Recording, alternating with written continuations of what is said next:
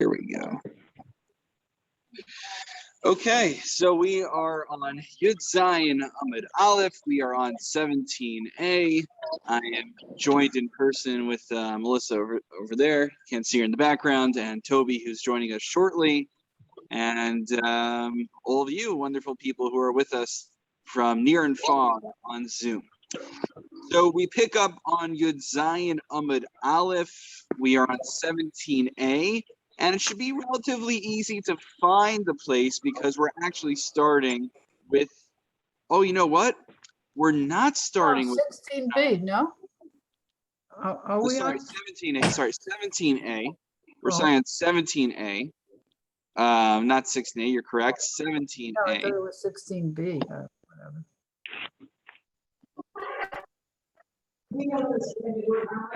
What was that? Phyllis, say something? No, it wasn't me. Oh, okay. I just thought we were on 16b, but okay. We finished that last time, I believe, right? Okay, I don't know. Yeah, we finished that last time. We are actually on 17a. Actually, not right at the Mishnah.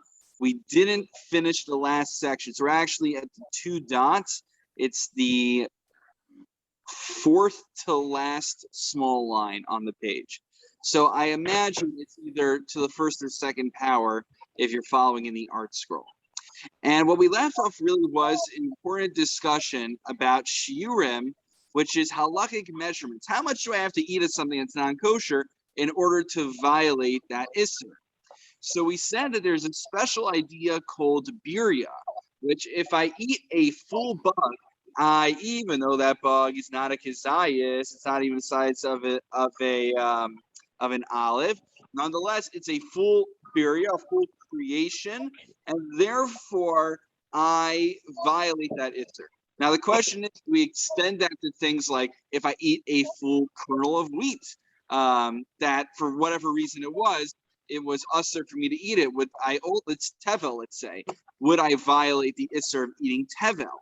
So we had a machlokes in the Mishnah between the Chachamim and between who was it? It was Chachamim, and turning the page back very far right now. If anybody remembers, you can call out right now. Let's see. Rabbi Shimon and the Chachamim. Okay, so let's get into the Gemara. Kama yocham min hatevel.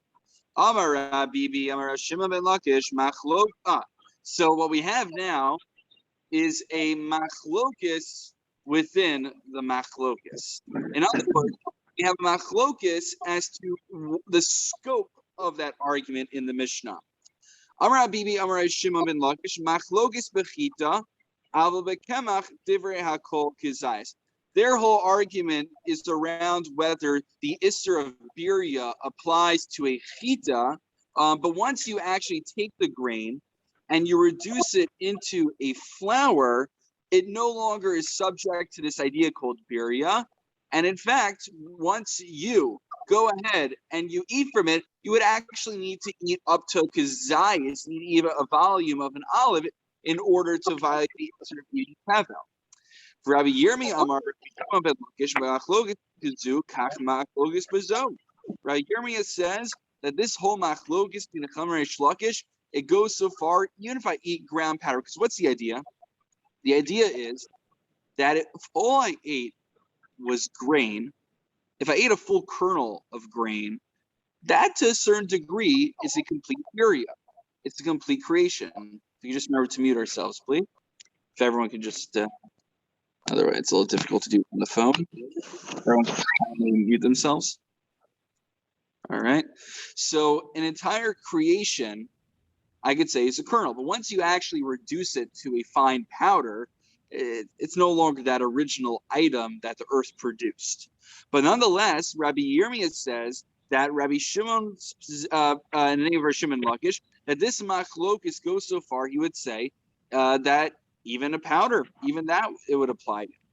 So Tzan, Amar Rabbi Shimon, Yatem modem li ba'ochan amalak kol shu chayev, Amar lo b'nei shehi kibir yasa, Amar lahen av chita achas kibir yasa. So chita in kemach lo. So what was Rabbi Shimon's protestation? What did he respond to the Chachamim?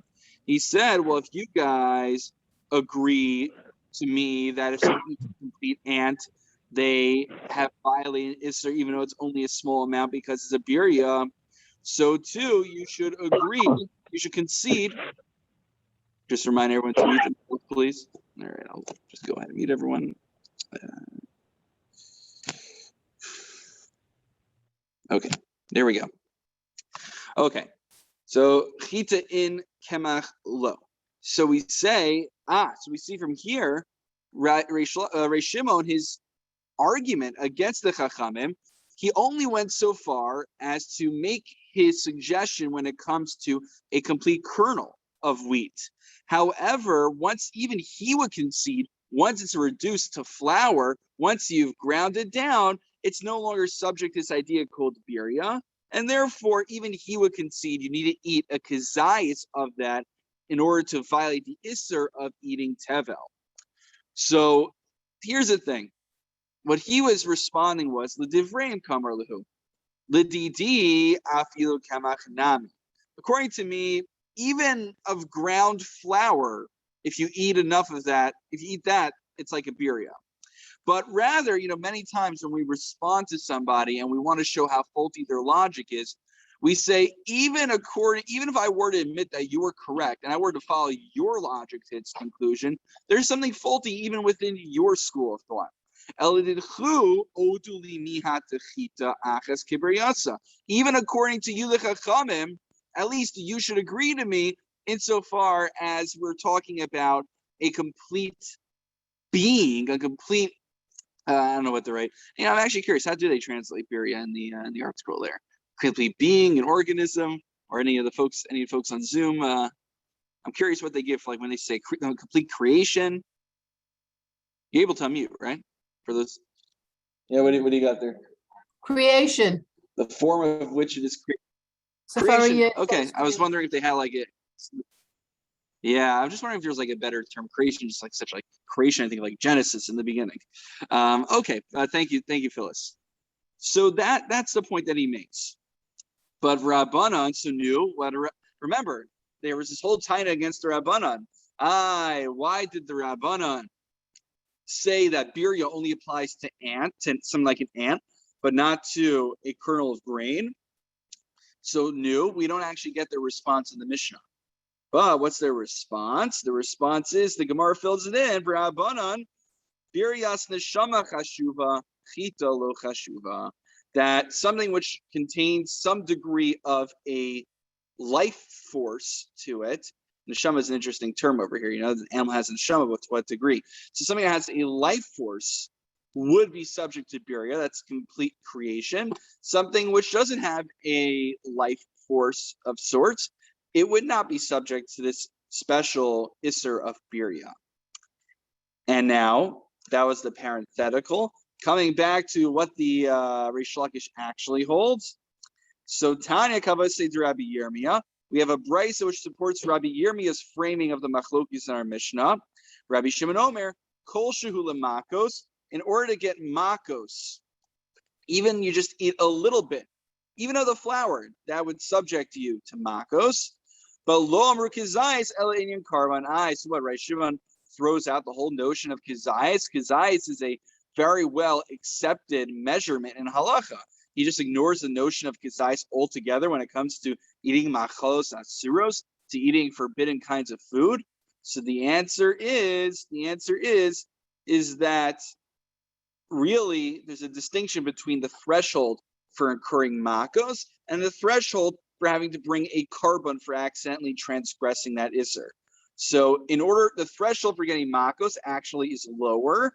Even to have a kol shehu, a little bit of tevel, would make you chayiv, whereas the threshold for bringing a carbon would be a kizayis according to Rabbi Shimon.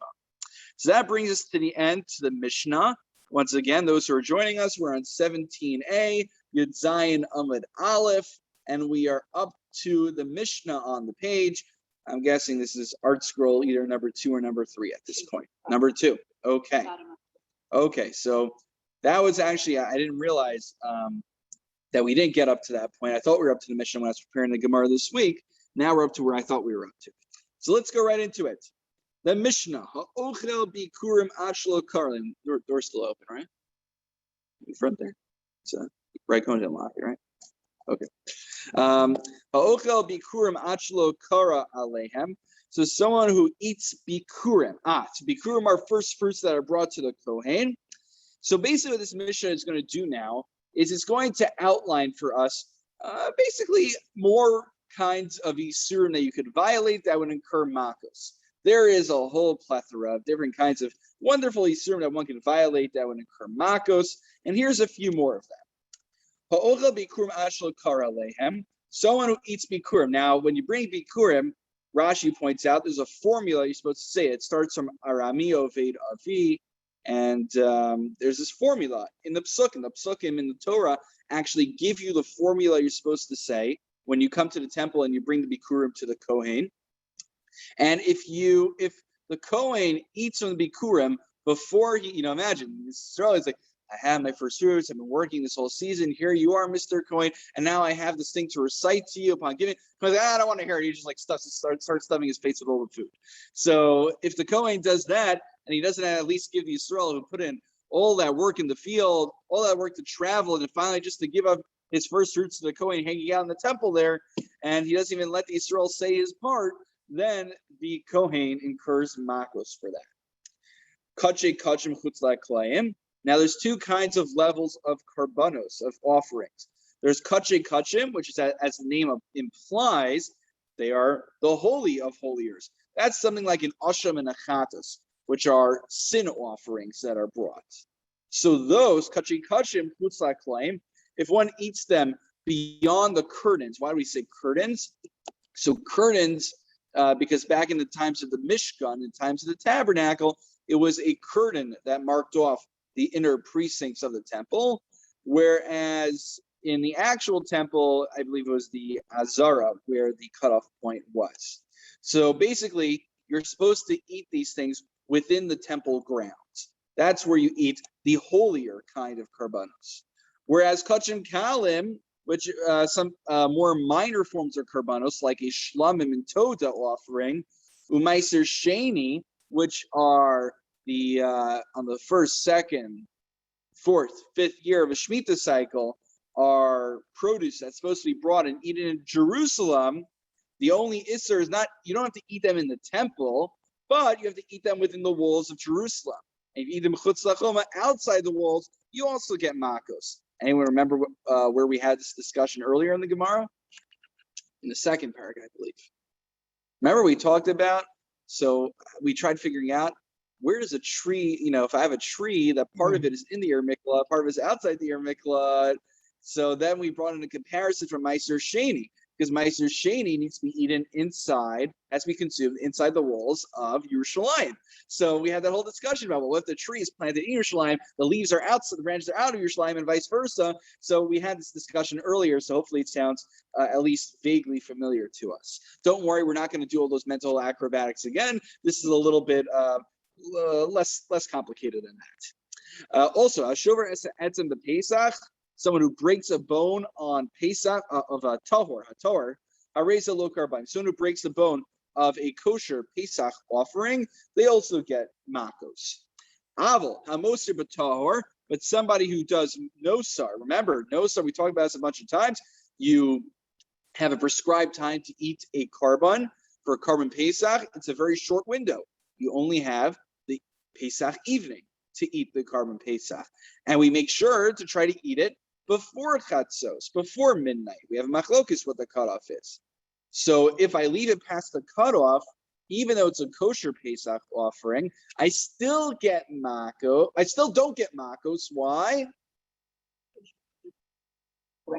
Very good, Toby. Toby says Salafanite class say, because you have the possibility of rectifying that action. You can correct it sort of by then burning it afterwards.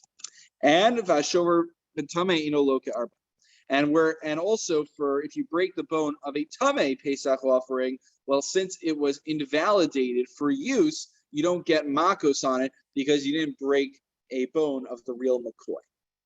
That's the end of part one of the Mishnah. Actually, for those who are in our Friday Mishnah class, we're going through Makkos right now. This is split into two Mishnayos, but we're going through it Gemara style. So we're jumping right into the next one. Hanoto Eim al Banim. So we learned about Shiluach HaKein, I'm sure, in the past, sending away the mother bird. We actually referenced this in an earlier Gemara. It was referenced. This week's parsha. Oh, what was that, Henry? This week's parsha. Oh, yeah, that's right. That's okay. We planned it all out. That's it. Hashgacha pratis. Very good, Henry. So it's a good thing we got a Balkori with us. We got more than one Balkori, but okay. Hanoto Eim al Banim. So someone who takes the mother bird with the children. Rabbi Yehuda Omer lo kavin b'shaleach. Rabbi Yehuda, I don't want to get too much into it right now. We'll elaborate on it, God willing, later. He basically doesn't read the psukim as a lav hanitik say. Therefore, he says, if you fail to perform the mitzvah, you get Makkos for violating and taking the mother bird, and so you don't send her away because it's not a lav hanitik say. And the Chacham say they read the psukim as giving an asay after accidentally taking the mother bird as well with the children, and therefore, Zehaklal, if you ever wondered where in Mishnayos we have this principle of Lama Nitik say, the Mishnayos already spell it out for us. Kol mitzvos lo sasa, sheyesh ba kumase, ein chayavin aleha. Anytime you have a mitzvos lo sasa, a don't do, followed by a positive mitzvah, you are not chayiv, you're not culpable for performing the lo sasa. Now, do you have to actually do the essay? Do you have to have the potential to do the essay? We dealt this in the past few weeks already, right? We already know this idea. Okay, that brings us to the end of the Mishnah. Is there anything at this point that I can clarify that doesn't make sense that I can clarify for the sake of proceeding in the Gemara? Okay, hopefully I'm being clear. Again, there are times that I'm not clear. Hopefully not that many, but there are times. So you could call me out on it and ask for clarification. I might be forgetting to translate certain terms, so feel free to jump in. Okay, we're going into the Gemara now. The Gemara, of course, is going to start with the beginning of the Mishnah.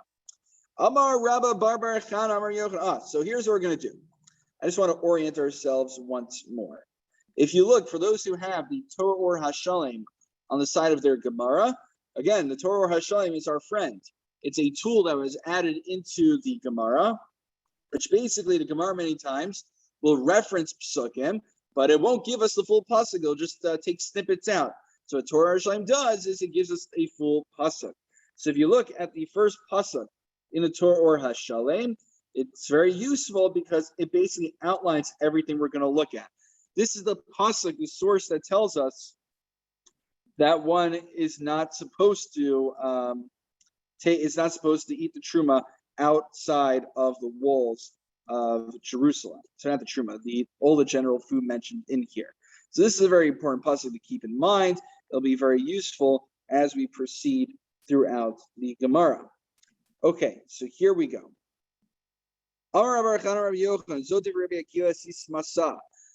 This opinion in the Mishnah that says that if the Kohen eats the Bikurim before he allows the Yisrael to recite the psukim over it, so and therefore gets Malkus for jumping the gun, this is the opinion of Rabbi Akiva. So it's a Stam Mishnah. Rabbi Akiva is not mentioned in the Mishnah, but there are times that Rabbi Akiva was so prolific, we didn't even give him attribution in the Mishnayos. Rather, we're just like, yeah, of course, this is Rabbi Akiva Shita. We don't even need to mention his name. But the Chum disagree. They say Bikur Hanacham HaKavis Behen. He just first needs to place the Bikurim down. Kriya Ema Kavis Behen. The Kohen says, look, I don't have time to listen to you laying from the Torah. I'd rather go eat my food and have Kiddush Club. So he did the wrong thing, but we're not going to give him Malkus for it.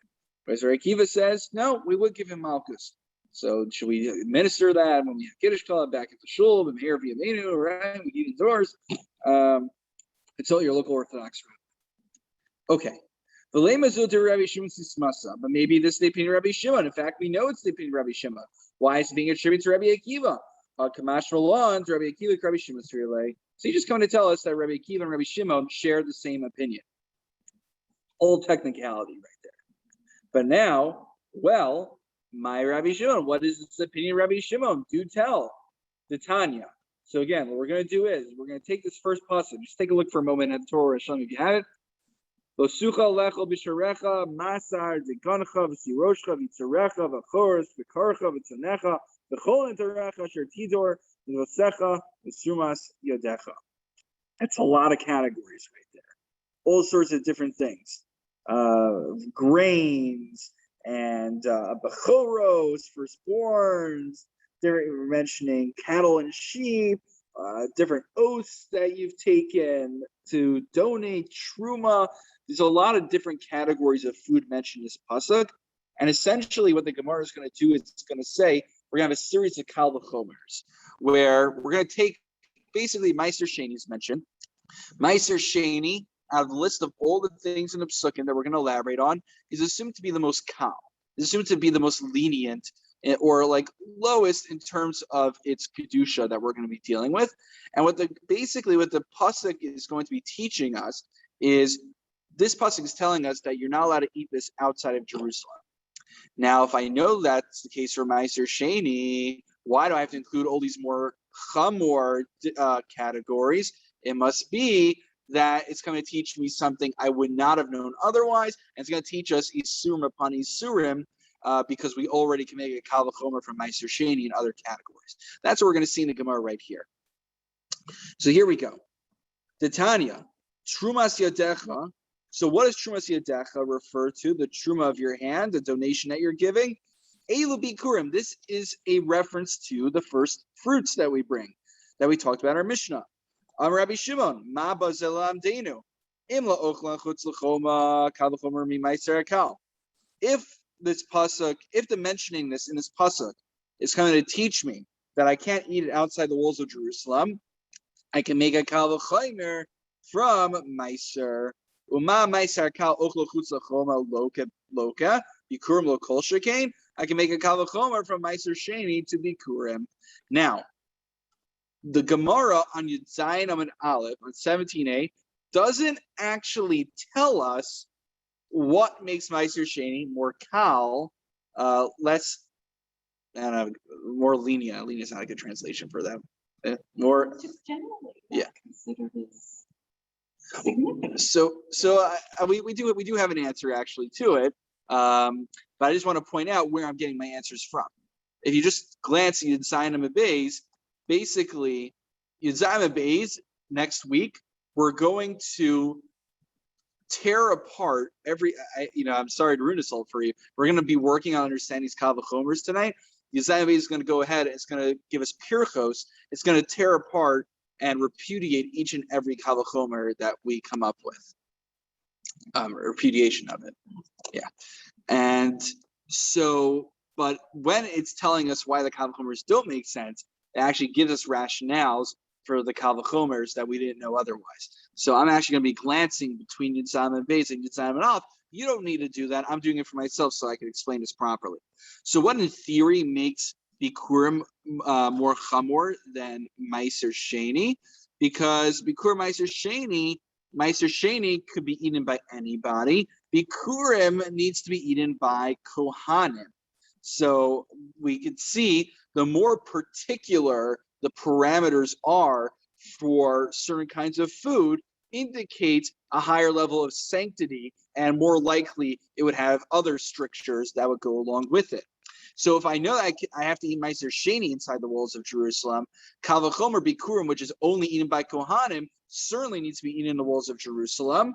And therefore, since I could know that, I could infer that from the kal v'chomer. Why are we mentioning bikurim in the pasuk as well? I should have just mentioned Meiser Sheni, suffice with that, and I would infer bikurim my own. Why did God have to mention bikurim in the pasuk? So rather, it's coming to teach me something else, that if I eat bikurim, if the Kohen eats bikurim before he allows Yisrael to recite the psukim over it that are prescribed by the Torah, he'll get Makkos for it. That's part number one. We're going to do this 4 more times, and each one might get a little bit more intense. This one, you'll see what I mean. V'nidvos secha. What's the word v'nidvos secha mean in the pasuk? Zo toda ushlamim. This refers to toda and shlamim offerings, which are kachim kalim. These are the tier 1 of offerings given in the temple. And so they have a lot of sanctity, but again, not as much sanctity as kachi kachim, which, as you may be guessing, will come afterwards. Not immediately, though. All right, Shimon, ma bozela amdeinu, im lochon chutz lachoma kavachomer meiser. So the Toda and Shlamim offering, again, what makes it better than meiser? The reasoning is that you have all these processes you need to do. You have Zrika Stam, you have Smicha that you need to do on it. Smicha, not rabbinic ordination, but actually Smicha, like, you put your weight on the animal's head, it's like, we do in Tashlich, transfer all your sins over to it, kind of. So Karbanos are more chamor than Meiser Sheni. So same idea again. Why do I need to mention Karbanos in the pasuk? I have Meiser Sheni. If Meiser Sheni can't be eaten outside Jerusalem, I can infer also that these Karbanos can't be eaten outside Jerusalem. Rather, what's it come to tell me? Rather, to teach me something else, that if I eat these Karbanos before the Zrika Stam, before the blood is thrown, before that part of the Karban is done, then I get Makkos. I'm sorry. Going back. Yeah. Meiser Sheni is something that would be taken from the ground.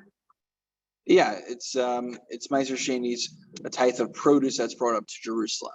Right. So that's totally different than any kind of sacrificial. Right, meaning it's not even elite. Exactly. Well, that's the logic. Meaning it's not even. So Toby's saying, what shaychus, Ma'ayin Shemitah Yitzchar Sinai is what we say. What does this have? What's one have to do with the other? Meiser Sheni have to do with Karbanos. The whole idea is basically that these are two kind of foods. The one thing they have in common is that they have sanctity to them. And because there's sanctity, they need to be eaten inside the city of Yerushalayim. But exactly because, Karbanos are just such a higher level of Kedusha than Meiser Sheni, therefore we say, Shkoyach, if I know I have to eat Meiser Sheni in Yerushalayim, certainly I have to eat Karbanos inside Yerushalayim. So it must be coming to teach me some other din. That other din is that I can't eat it prior to the Zrika Stam, throwing of the blood. That's the idea. And the fact that it's in our scroll, it's a donative offering.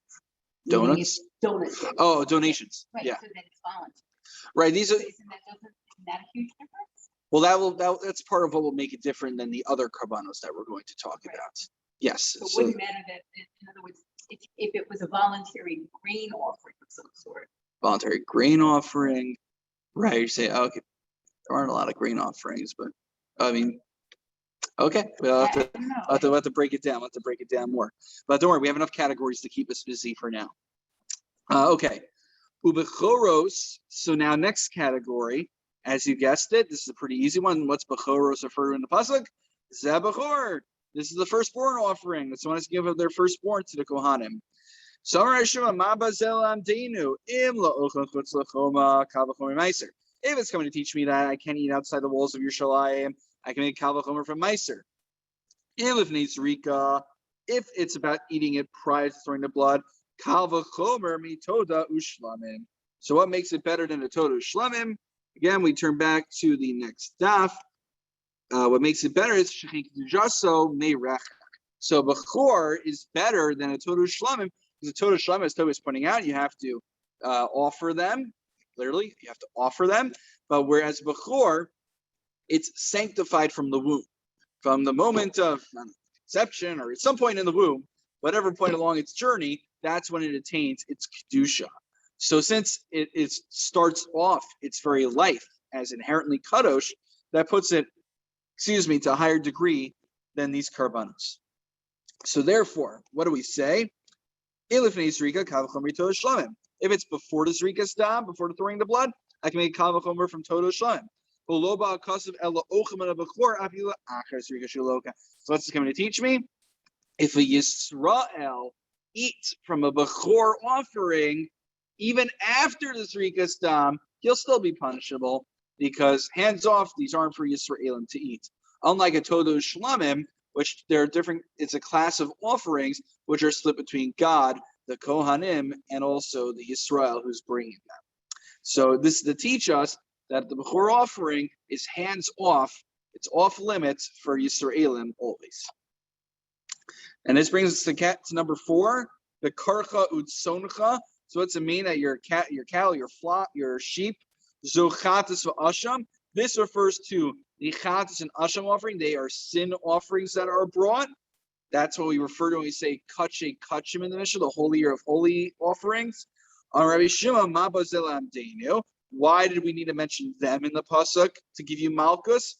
If it's to tell me I can't eat outside the walls of Jerusalem, but certainly they're more kadosh than Meiser is.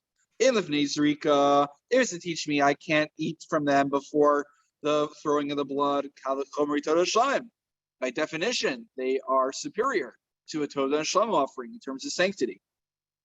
And if it's telling me after Zrika that Yisrael can't eat from them, I have a Kavachomer from Bechor that since they are kachim, they are inherently superior to a Bechor, which is not classified as kachim. So halaba kasav ela ochel mechadas v'asham afila acher Zrika chutz lakoyim shuloka. This is the source of what we learned in our Mishnah. It must be the fact that we have to mention kachim, the asham and chatas offering in the pasuk. Since I know all the other laws before and through a Kavachomer, the fact that they were singled out to tell me that not only can't I eat it outside Jerusalem, but I can't even eat it outside of the Beis HaMikdash, outside the temple. That's category number 4. Category number 5, Yidarecha Zo Ola. The final category, this refers to an Ola offering, one who offers an Ola. So if I'm not mistaken, somebody will correct me. I believe, even a non-Jew who wants to bring an offering to the Beis HaMikdash, I think it's actually an Olah offering that's brought. Somebody will correct me if I'm mistaken on it. I believe it's an Olah that's brought. What is it? Yes. Right. So that's the idea. When we say that all people can come to God's temple, it's a place for all mankind to come to, we say Oloseyam, referring to the Ola offerings that they bring. And that's why, we had this whole discussion on Tisha B'Av. We talk about how Kamsa, Bar Kamsa, and Bar Kamsa told Caesar to send an offering to the Beis HaMikdash, and he said they would accept it. But actually, halachically, if it weren't for the blemish that he inflicted on the animal, we could accept the offering and bring it for a non-Jew.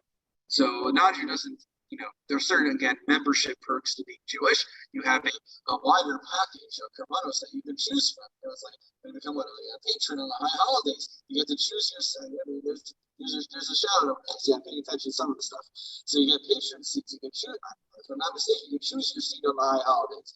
But if you get the non-patron, you just you can go wherever you find space. So not exactly the same. But you can be patron, or you can be just send in an Ola to the Beis HaMikdash. Okay. Can you move your microphone, Rabbi? What was that? Now I hear you better, but you so you missed all my jokes about patron seats on high holidays. All right, well, at least you missed the Torah part. If you didn't miss the Torah, that's okay. Also. That's better. All right. All you missed was me making a few jokes about high holidays. Oh. All good? Can you hear me? No, it went off again. Something is off. People are, in general, are people not hearing me, or is I'm trying to figure out, is it on my end or Phyllis the same? I can hear you. It's just not the way it was. Not the way it was before. Now it's okay. Okay, we're back, Rabbi Say. Okay, and we're almost at the end also, so just hang in there a little bit, a little Wi-Fi that could. Just keep going a little longer, we'll make it. All right, so the rest of Zu, okay, so Zu Ula, the Ula offering. What's going to teach us? So the Ula is going to be the most chamor because the Ula goes to nobody other than God. As the name implies, it goes all the way up to God. Nobody gets to eat from it. So it's the most sacrosanct of all offerings in that regard. So why did the Ula have to get separate, singled out in the pasuk? It was to teach me that I should eat it outside of Yerushalayim. Well, Kavachomer be Meiser. I would know that from Meiser Sheni. If it's before the throwing of the blood, Kavachomer be Todah Shalom. I know that from Todah Shalom offerings.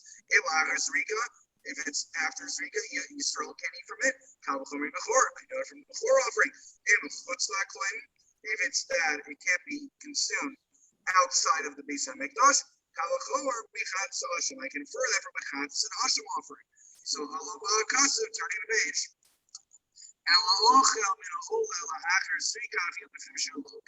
Rather, it's going to teach me that nobody can eat from the Olah, even after the Srika, even inside the Beis HaMikdash. If anybody eats from it, even the Kohen, even the Kohen Gadol eats from it, I get Makkos from it. I get Makkos. And that's all the things we learned from that one pasuk. Wow. Right? Just look back the one little pasuk over there. You know, you glaze through it.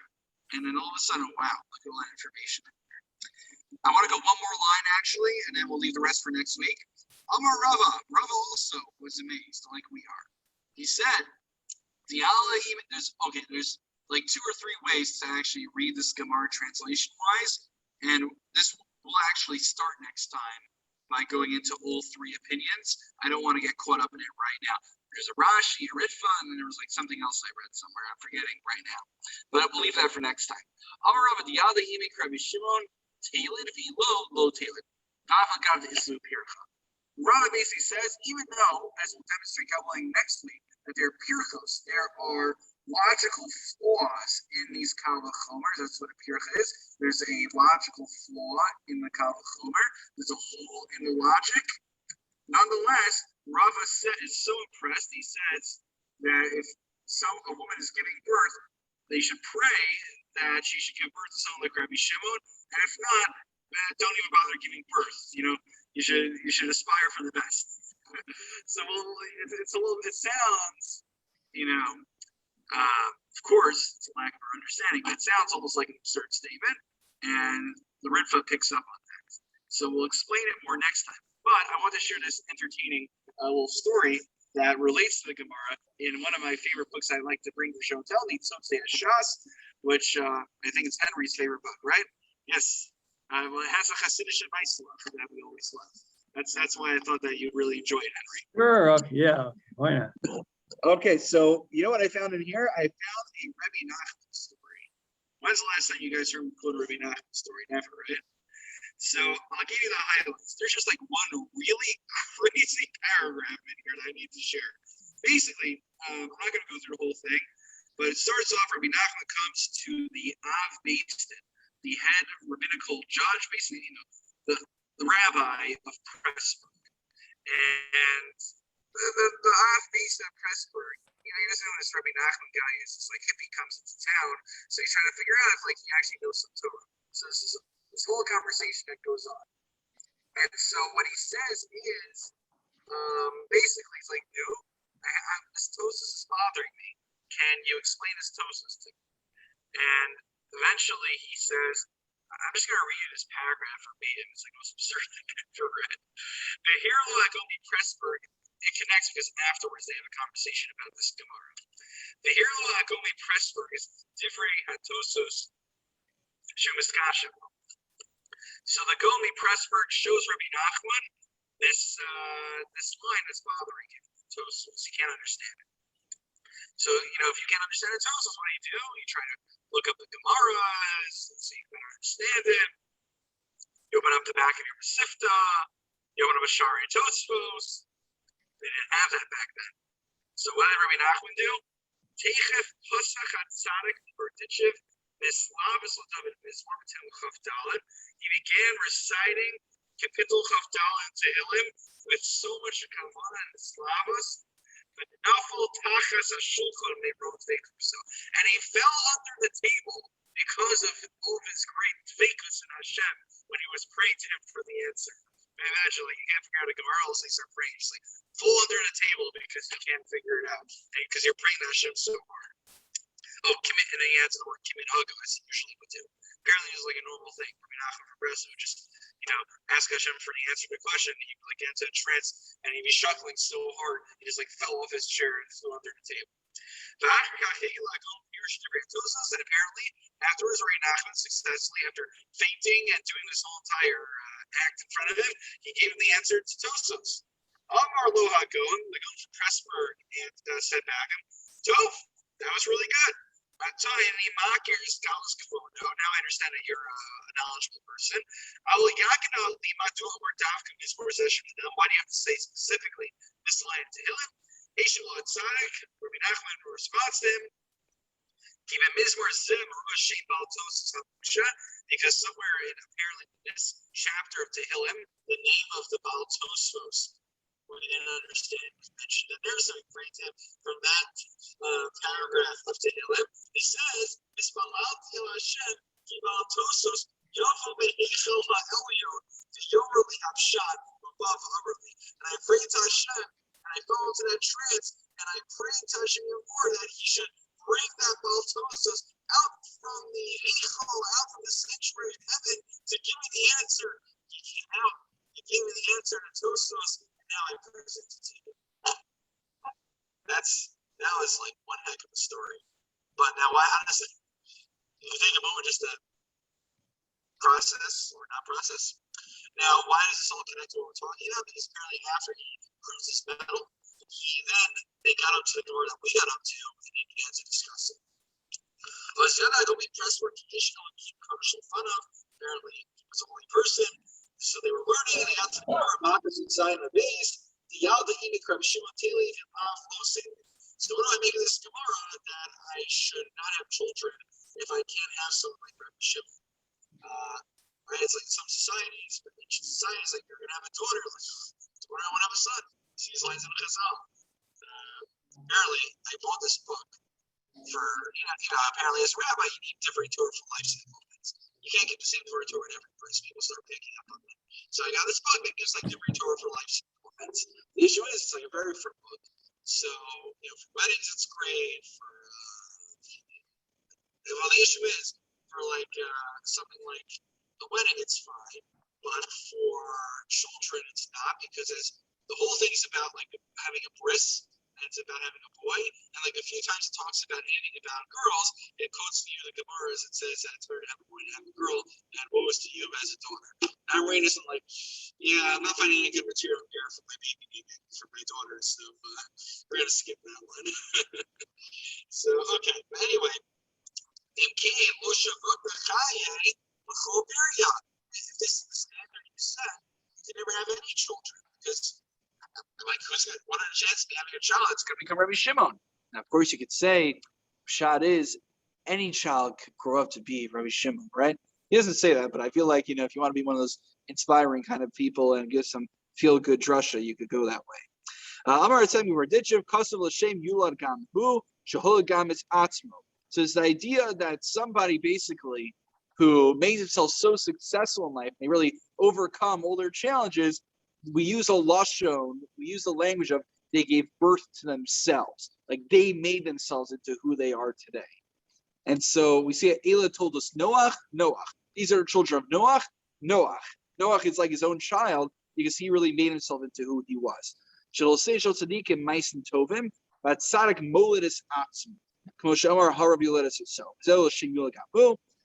the idea?